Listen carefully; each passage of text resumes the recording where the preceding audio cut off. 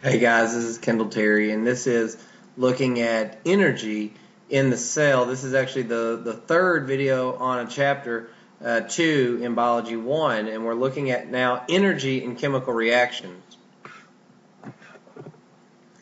Energy is the ability to move or change matter, and that's so important in the cell to do all the things that the cell needs to do, from all the chemical reactions it needs to do to the functions that it does for the whole organism, as well as just the things that carry out normal daily jobs in the cell. You have to have energy, and that ability to move or change matter.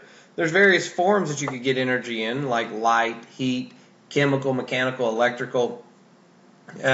Things that you use on a regular basis, and you use tons of energy and from turning on your light to driving your car to working out to playing a sport to really just listening and understanding this video. You're using energy.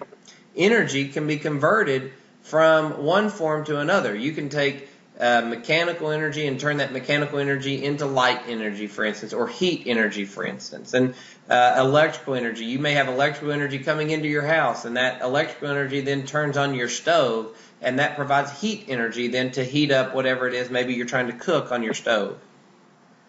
When we're looking at energy, many times what we're doing is we're causing some kind of chemical reaction to take place. Chemical reactions are bonds between atoms are broken or formed. You can see this here. You've got a reactant of two hydrogens plus an oxygen, and those are going to make the product of two water molecules. So that process of building a water molecule, that is a chemical reaction. The process of breaking that down is a chemical reaction, and it takes energy many times to do these. So they either absorb or release energy. So you either have to have energy there to be absorbed, or you have to be ready for it to be released in the chemical reaction that's being done. When we talk about these chemical reactions in life, what we're talking about are metabolism. Metabolism is all the chemical reactions that take place in an organism. There's tons of chemical reactions that are taking place in you right now, and that is all part of metabolism, all those chemical reactions that take place. For a chemical reaction to take place, it needs energy to start. You can think of it kind of like a ball sitting on a table. If I set a ball on a table and that table was flat, that ball would sit there. If I come along and I give it a little tap, that ball may roll. It may roll off the table. That is activation energy, is that little tap, that little nudge of that ball to get it to do a job.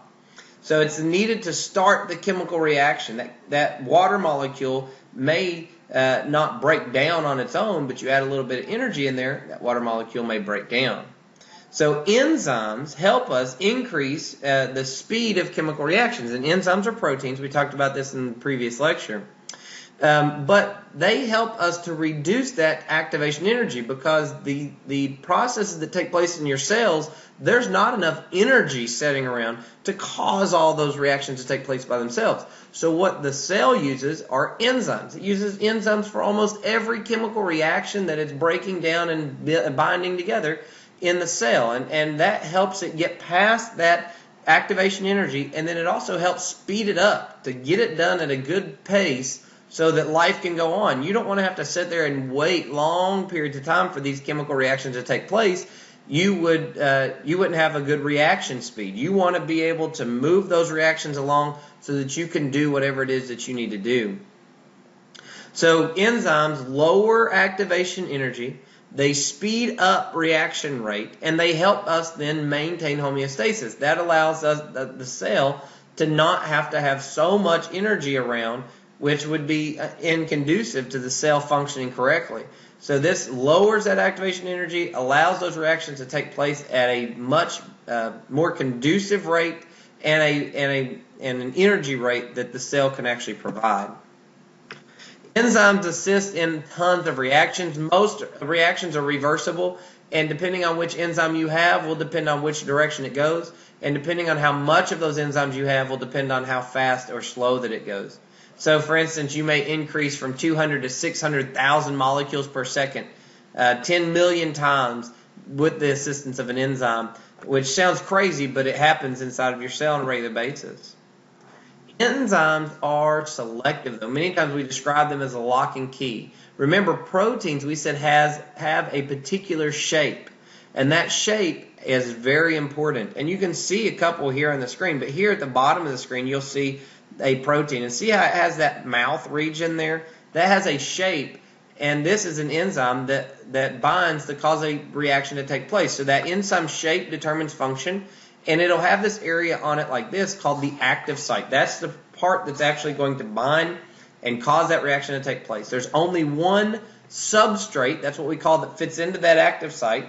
There's only one substrate that fits that active site, okay, that allows that reaction to take place. Some factors change the shape and function of an enzyme, in other words, cause it to no longer function. Two, in particular, are temperature and pH. If we heat an enzyme up, it will do what we call denature. And you see this, you've seen this before, even though you may not have realized it. This happened in eggs, for instance.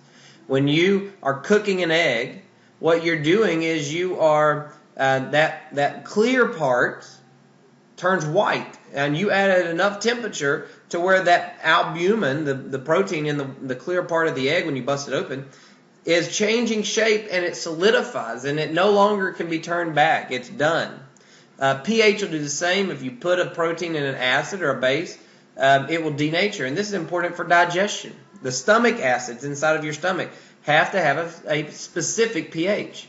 When that pH is present, that stomach acid digests your food really well. But if the pH of your stomach changes, those proteins that help digest your food no longer function correctly.